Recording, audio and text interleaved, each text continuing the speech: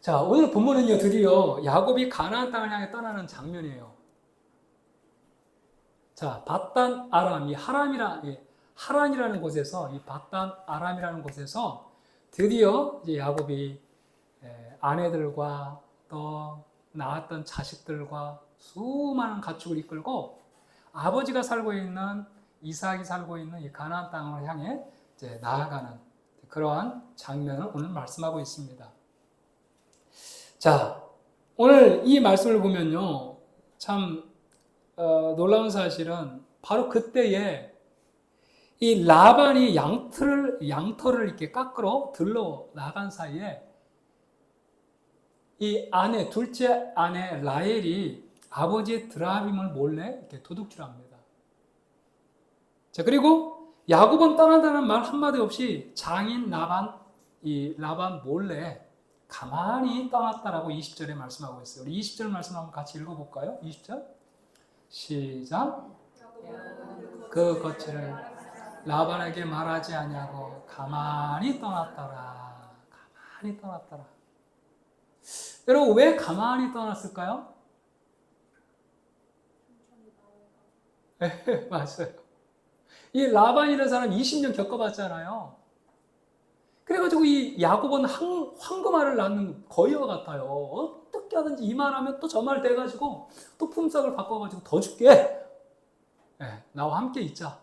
아주 그냥 끝까지 그냥 어떻게 하면 이 야곱을 눌러 앉힐까. 그러니까 말로는 대화가 안 되는 거예요. 말로는. 마치 이단들하고 똑같은 이단들. 여러분, 이단들도 어때요? 아무리 이야기를 해봐야 이단들은 이미 그냥 세뇌가 돼가지고 더 이상 말이 안 통해요. 이단들은 그냥 피하는 게 상책이에요. 마찬가지로 지금 이 야곱도 외삼촌 라반과 아무리 대화해봐야 이 대화가 안 된단 말이에요. 자, 그뿐만 아니라 우리 말씀을 31절 한번 보시면 31절 한번 보세요. 이 말씀도 한번 같이 읽어볼까요? 이제 내가 내 아버지 집을 사모하여 돌아가려는 것이 옳거니와 31절 시작. 야곱이 라반에게 대답하여 이르되 내가 생각하기에 외삼촌의 딸들을 내게로 억지로 빼앗으려 하여 두려워하였음이니이다. 그러니까 억지로 빼앗는다는 건 어떻게 해요? 강압적으로, 힘으로. 그러니까 이 라반이라는 인물은 굉장히 폭력적이고 위협적인 인물임을 우리가 알 수 있다는 거죠. 그러니까 나 돌아가겠습니다 라고 하면 이 사람이 막 그냥 순간 화가 나가지고 이렇게 막 폭력을 또 쓸 수 있는 그 두려움 때문에 야곱이 아무 말 않고 그냥 떠나는 거예요. 자, 그러나 결정적인 이유가 있어요. 이거는 어떻게 보면 부수적인 이유라고 할 수 있고, 가장 결정적인 이유가 뭐냐? 우리가 지난 시간에 살펴봤던 것처럼 3절 말씀이에요. 3절 말씀. 내 족속에로 어떻게 하라? 돌아가라. 이 슈브 생각납니까? 지난 슈브 돌아가라. 사명의 자리로, 언약의 자리로 다시 돌아가라. 바로 이 하나님의 말씀, 이 말씀에 순종해서 지금 야곱이 20년 동안 머물렀던 그 처갓집을 지금 떠나 가나안 땅으로 향하고 있다라는 사실이에요. 아멘이죠? 예. 물론 이 외삼촌 라반 아무리 대화를 한들 대화가 안 돼요. 또 이 라반이 굉장히 폭력적이고 어떤 강압적인 이러한 사람이었기 때문에 두려워하는 마음이 있었단 말이에요. 그러나 가장 결정적인, 이 야곱이 지금 가장 결정적으로 떠나는 이유가 뭐다? 하나님이 가나안 땅으로 돌아가라. 이 하나님의 약속의 말씀을 좀 붙잡고 그 두려움 가운데 야곱이 지금 떠나고 있는 거예요. 가만히 그냥 떠나고 있는 거예요.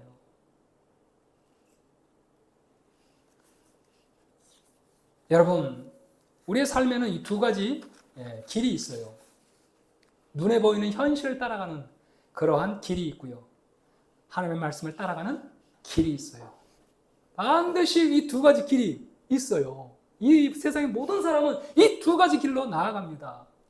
눈에 보이는 현실, 그 현실만을 바라보며 따라가는 사람이 있고, 또 다른 사람은 하나님의 말씀을 따라 살아가는 사람이에요. 여러분 시편 1편을 한번 보여주십시오. 바로 이 시편 1편이 어떻게 보면 성경 전체를 말씀하는 그런 말씀이라고 할 수 있어요. 여러분 복 있는 사람은 어떤 사람이에요? 악인들의 꾀를 따르지 않는 사람이에요. 죄인들의 길에 서지 아니하고 오만한 자들의 자리에 앉지 아니하고 오직 여호와의 율법을 즐거워하여 그 율법을 주의하러 묵상하는 자로다.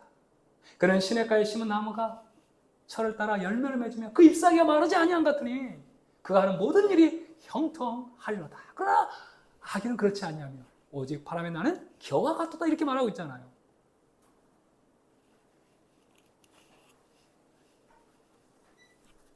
여러분 한번 보세요. 우리 인생은 반드시 두 가지의 길을 제시하고 있어요. 하나는 눈에 보이는 현실을 따라 사는 그러한 길, 또 하나는 하나님의 말씀을 따라가는 그 길. 그러나 분명한 사실은 두 사람이 이 차이가 뭐예요? 한 사람은 자기의 꾀를 따라 사는 삶이고, 다른 한 사람은 하나님의 말씀을 붙들고 살아가는 삶이에요. 그런데 그 사람의 차이는 완전히 극명하게 갈린다라는 거예요. 극명하게. 그죠? 자, 악인들의 꾀를 따라가는 사람들은 어때요? 당장 내 생각 따라가면 마치 이것이 나를 지켜주는 지름길처럼 보여요. 당장 편해 보이고 세상 사람들과 딱 타협해서 살아가면 손해보지 않을 것 같아요. 당장 손해보지 않을 것 같아요. 그죠 여러분? 내 생각 따라가면 당장 손해보지 않을 것 같아요. 그리고 너무 편해 보여. 그런데 뭐라고 말씀합니까? 겨와 같다라는 거예요. 바람에 날리는 겨와 같다.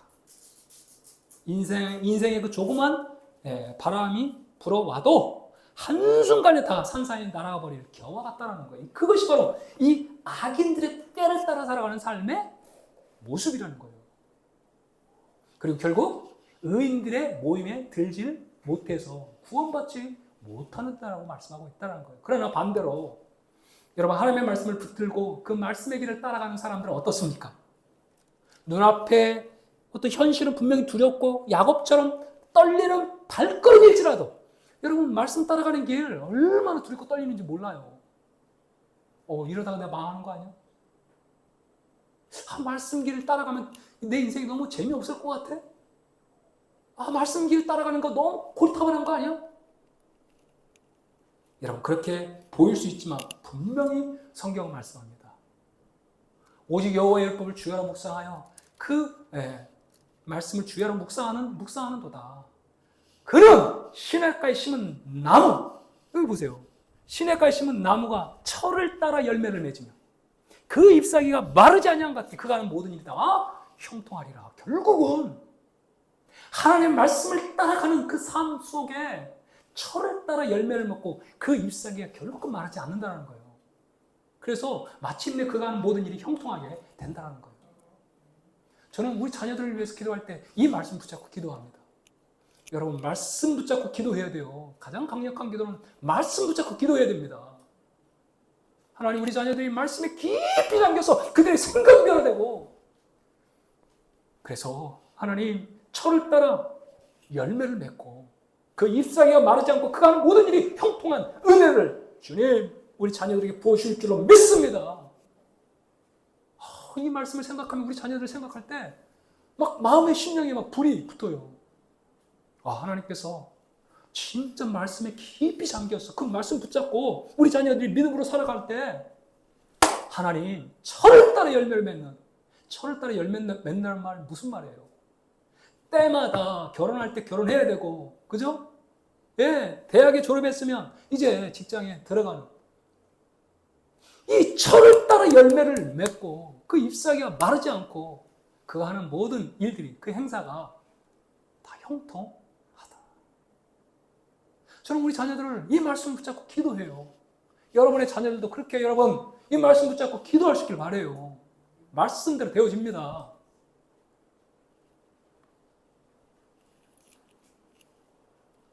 여러분 말씀을 붙잡아야 돼요. 말씀. 우리가 살려면 말씀을 붙잡아야 됩니다. 말씀 붙잡지 않고 여러분 기도하잖아요. 얼마 못 갑니다. 그럼 여러분 말씀 붙잡고 기도할 때 정말로 이 마음 심령에 불이 붙어요. 제가 우리 홍성백 성도님을 위해서 늘 기도합니다. 어떤 기도를 하겠어요? 마른 뼈와 같은 에스겔 37장의 말씀이 생각나더라고요. 그때 하나님께서 그 말씀 주시는 거예요. 너희 마른 뼈들아 여호와의 말씀을 들을지어다. 너의 마른 뼈들아 여호와의 말씀을 들을지어다. 그 말씀을 들으니까 막 이 뼈 저 뼈가 탁탁 달라붙더니 살이 붙고 가죽이 덮이고 큰 군대가 되는. 그런데 움직이질 않아요. 그래서 생기야 사방에서 와서 그 사망을 당한 자에게 불어 살아나게 하라. 하나님의 말씀을 딱 붙잡고 우리 홍성모 성도님을 위해서 기도하니까 내 마음 심령 가운데 믿음이 오기 시작해요. 여러분 말씀 붙잡고 기도해야 돼요. 말씀 붙잡는 인생 결코 망하지 않습니다. 그 행사가 다 형통하리로다. 할렐루야. 저는 제 생각을 내려놓고 말씀이 실제임을 믿어요. 그래서 안 된다 못한다 아우 죽겠다. 여러분 하나님이 살리시면 사는 역사가 일어나는 줄 믿습니다. 너의 마른 뼈들아 여호와의 말씀을 들을지어다. 마른 뼈랄지라도 하나님의 말씀에 들어가면 그 영혼이 살아나는 역사가 일어나게 될 줄 믿습니다. 여러분 우리 심령이 언제 어떻게 살아날 수 있습니까? 낙담한 심령이, 좌절한 심령이, 여러분 질병 속에 완전히 묻혀버린 심령이 어떻게 살아날 수 있습니까? 하나님의 말씀을 들을 때 그 마른 뼈들이 살아나는 역사가 일어나는 줄 믿습니다. 여러분 말씀을 놓쳐버리면 우리 모든 인생을 다 놓쳐버리는 거예요. 그래서 내 생각 따라 살아가면 안 됩니다. 말씀이 실제임을 알고 이 말씀에 아멘하고 여러분 말씀 앞에 아멘 하나님 말씀 이렇게 말씀하면 아멘으로 여러분 받아 들으시고 이 말씀에 내 생명을 거십시오. 이 말씀을 붙잡고 기도하십시오. 이 말씀이 반드시 현실로 나타납니다.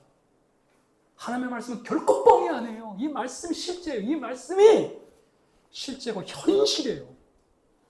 그래서 여러분 그는 시냇가에 심은 나무가 철을 따라 열매를 맺으며 그 잎사귀가 마르지 아니한 같으니 그가 하는 모든 일이 형통하리라. 말씀이 실제라고요. 제가 우리 아내를 위해서 왜 기도하지 않았겠어요? 제가 항상 바라보면서 기도하는 게 있어요. 지금도 동일하게 하나님의 말씀 붙잡고 제주도에서 정말 그 아름답게 걸었던 그 모습을 늘 바라보면서 하나님 앞에 기도했습니다. 함께 걸으며 웃으며 하나님의 귀한 생명을 사명을 감당하는 그날이 오기까지 여러분 말씀 붙잡아야 됩니다. 이 시편 1편과 그대로 보여주는 인생이 있어요. 바로 사울과 다윗이라는 인물. 사울은요 하나님께서 왕으로 그를 이스라엘의 초대 왕으로 세우셨지만 사울은 항상 눈에 보이는 현실만을 바라보며 살아왔어요. 블레셋과의 전투에서 오리라고 하는 사무엘이 오지 않는 거예요. 사무엘이 빨리 제사를 드리고 하나님의 음성을 받아 전쟁에 나가야 되는데 그 긴박한 상황에 사무엘이 오지 않는 거예요. 그래서 이 사울이 월권을 합니다. 내가 제사를 집례하겠다. 여러분 이건 말씀의 길이 아닌 거예요. 자기 꾀를 따라가는 거예요. 하나님이 분명히 아말렉을 완전히 진멸하라고 말씀하셨어요. 그러면 하나님 말씀에 순종해서 그 아말렉을 완전히 진멸해야 되는데 아말렉뿐만 아니라 그 모든 짐승까지도 다 진멸하라고 말씀하고 있는데 사울은 하나님 앞에 좋은 거 구별해서 하나님 앞에 예배를 드려야 되지 않습니까? 그래가지고 그 모든 짐승을 다 끌고 오는 거예요.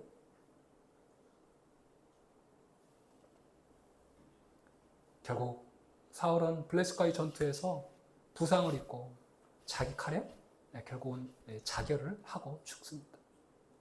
그러나 반대로 다윗은 어떻습니까? 다윗은 하나님의 말씀을 따라간 거예요. 당장 불 속에서 사울 왕을 죽일 수 있는 그 절호의 찬스. 그런데 그 순간에 하나님이 기름 부어 세우신 이 종을 내가 어떻게 죽일 수 있느냐? 절대 죽일 수 없다. 부하들이 다 죽이라고 하는데도 하나님이 세우셨는데, 하나님이 기름 부어 세우셨는데, 하나님의 종인데 내가 어떻게 하나님의 뜻을 거역하고 이 사울을 죽일 수 있느냐? 나는 죽일 수 없다. 그래서 돌아가는 길을 선택해요. 근데 하나님이 그 다윗을 이스라엘의 성군으로 세우셨어요. 지금도 이스라엘의 국기가 바로 다윗의 별입니다. 별. 가장 이스라엘에 추앙받는 왕으로 하나님이 그 다윗을 세워주신 거예요.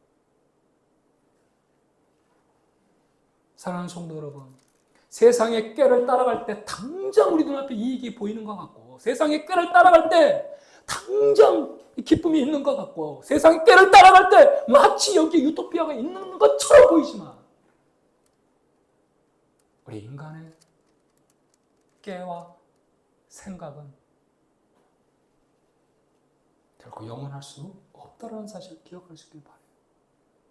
여러분, 하나님의 말씀 정말로 때로는 당장 눈에 보이는, 어떻게 보면 전혀 내 삶과 동떨어진 것 같은 이 말씀, 그러나 이 말씀이 실제예요. 이 말씀을 부여잡고 살아가야 하는 줄로 믿습니다. 반드시 말씀이 현실로 나타나게 되어 있어요.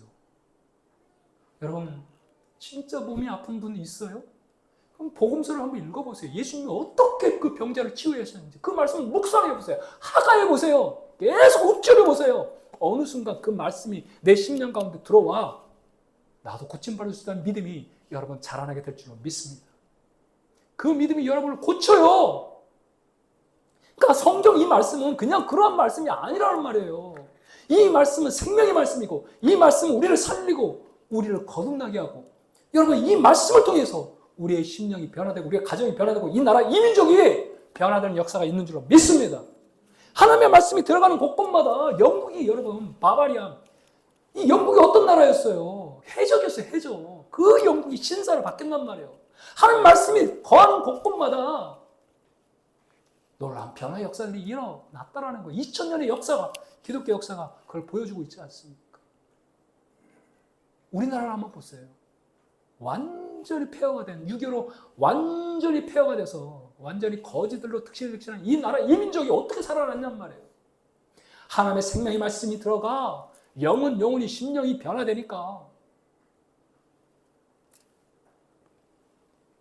거기에서 소망이 생기고 꿈이 생기고, 그래서 오늘날 이 민족 세계에서 5대 강국이라고 하는 선진국으로 여러분 이 민족이 여러분 설 수 있는 것 아니었습니까?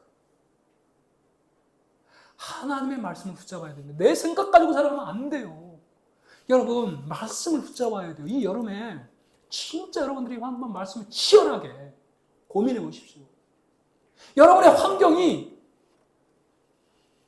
어떤 환경인지 몰라요. 그러나 하나님 앞에 기도하면 우리 안에 지혜의 근원이신 성령께서 함께 하시기 때문에 그 환경에 가장 합당한 말씀을 주셔요. 할렐루야. 가장 합당한 말씀을 주신단 말이에요.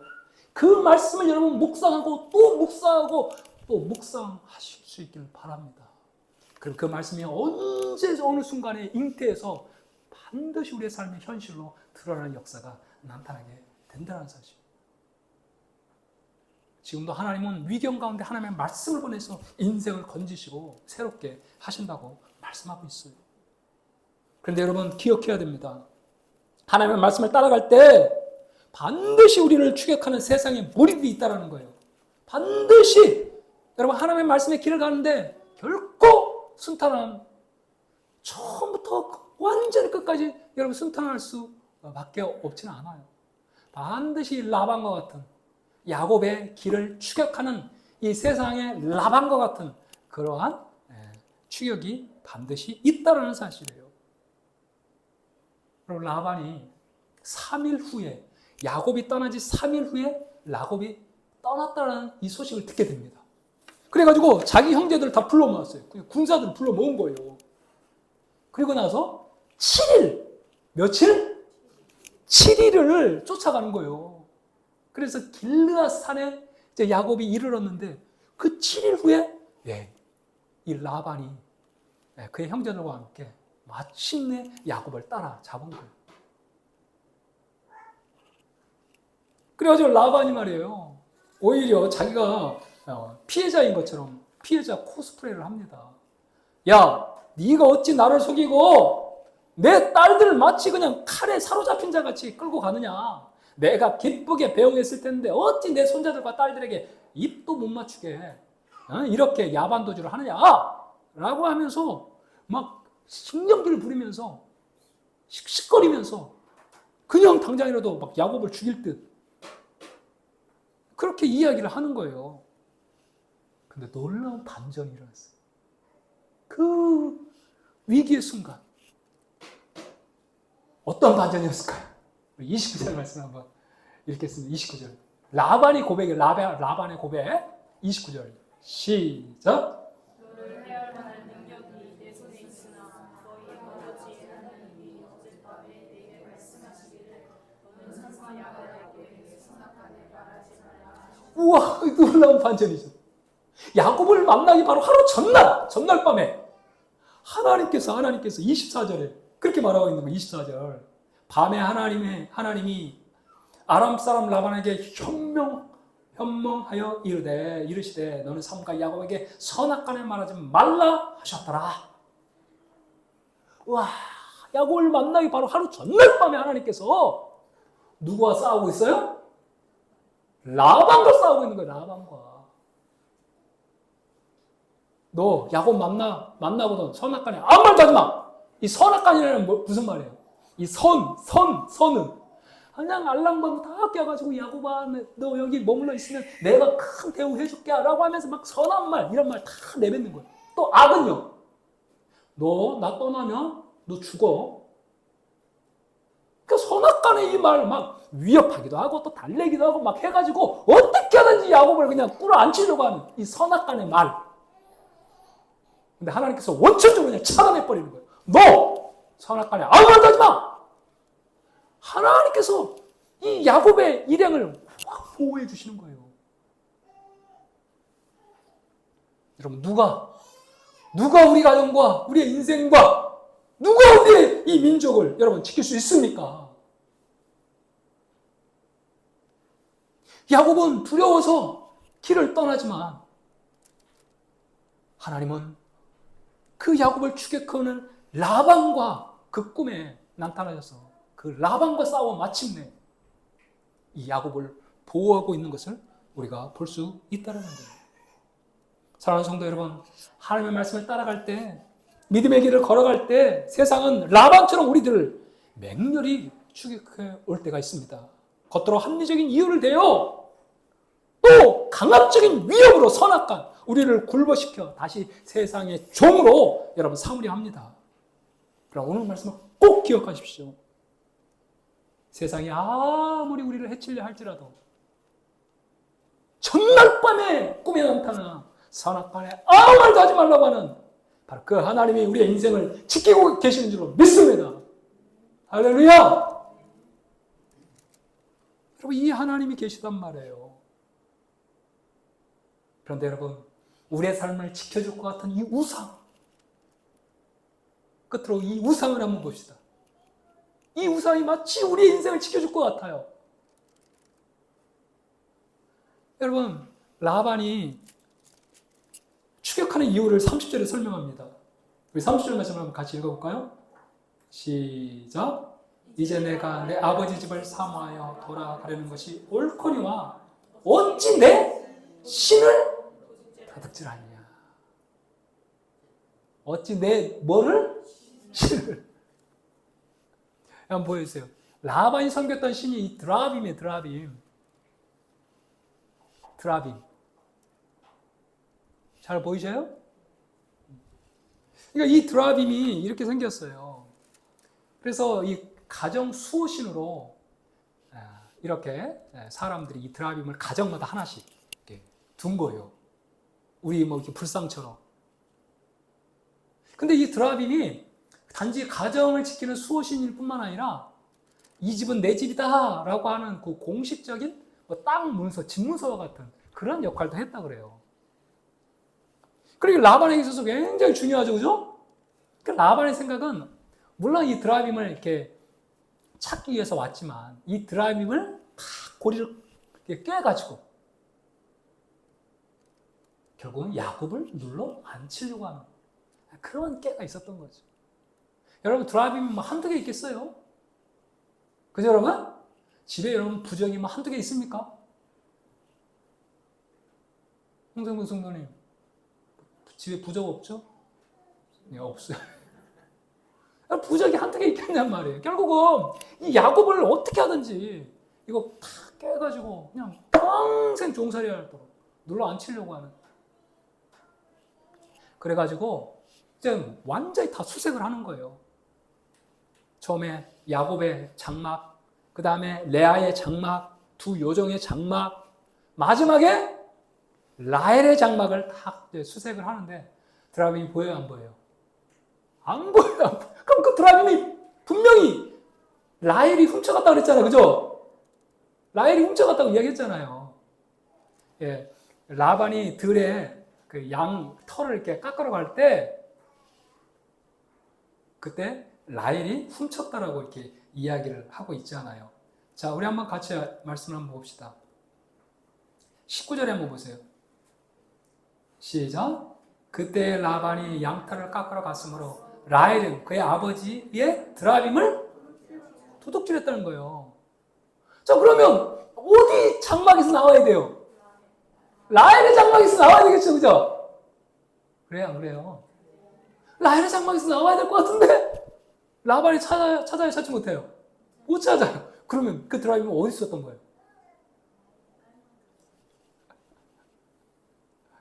당시 노새를 타고 가는데 그 안장 밑에 이 드라빔을 딱 놓은 거예요. 그리고 라헬이 뭐라고 말하는지 한번 보세요.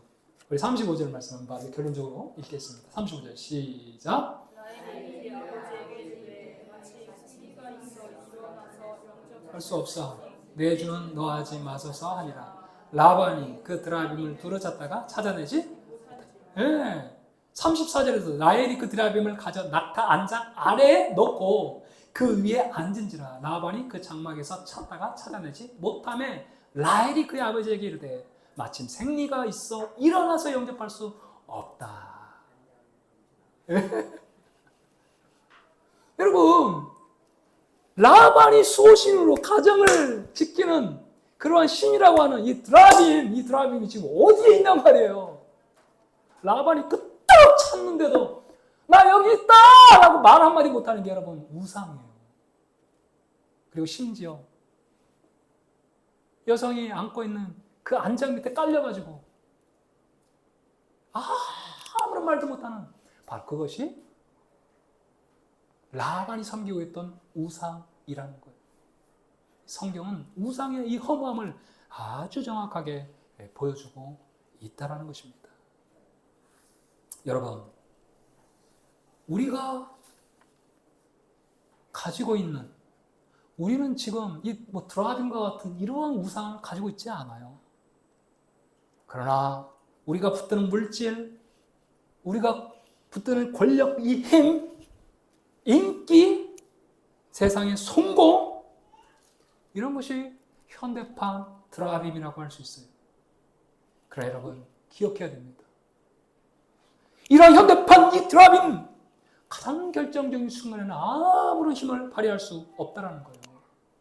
이 돈만 있으면, 통장에 이 정도의 돈만 있으면 내 노후가 완벽히 지켜줄 줄 알지만 사실 질병 한 번만 딱 찾아오면 우리 통장에 있는 이 돈 순식간에 여러분 다 아무리 찾아 헤매도 그 큰 돈을 구할 수가 없어요.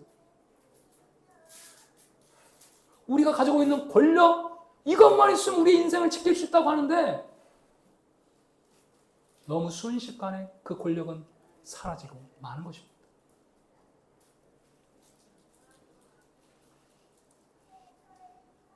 여러분, 우리가 붙드는 그러한 우상이 마치 우리의 인생을 지킬 것 같지만 가장 우리 인생의 결정적인 위기의 순간에는 이것이 아무런 힘도 쓰지 못하는 무능한 조각품임을 성경은 아주 적나라하게 보여주고 있다는 거예요.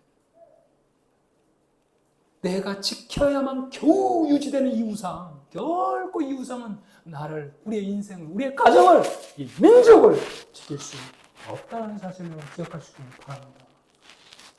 그러나 우리 하나님은 안장 밑에 갇혀 계신 분이 아니에요. 할렐루야! 우리가 지켜드려야 하는 무능한 신도 아닙니다.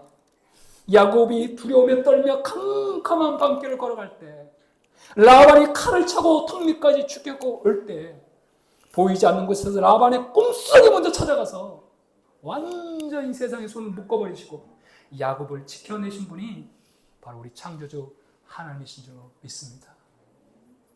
세상의 드라빔은 침묵하지만 우리 하나님은 부르짖는 성도의 기도를 지금도 듣고 계시고 우리의 고난과 땀방울 눈동자처럼 보시면서 마침내 그 십자가 부활의 그 능력으로 우리를 완벽하게 구해내신 바로 그분이 우리가 섬기는 하나님이신 줄로 믿습니다.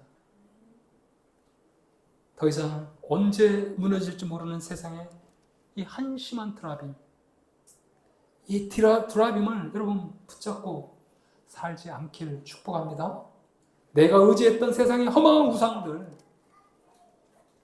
그것을 내려놓고 나를 위해 먼저 싸우시고 끝까지 지키시는 살아계신 하나님, 나를 위해 끝까지, 나를 위해 먼저 싸우시고 끝까지 지키시는 살아계신 하나님, 그리고 그 하나님의 약속의 말씀, 이 약속의 말씀을 붙잡고 살아가는, 그러므로 정말 승리하는 저와 여러분이 되길 주의 이름으로 축복합니다. 아멘. 하나님은 너를 지키시는 자. 우리 이 찬양 함께 부르시겠습니다.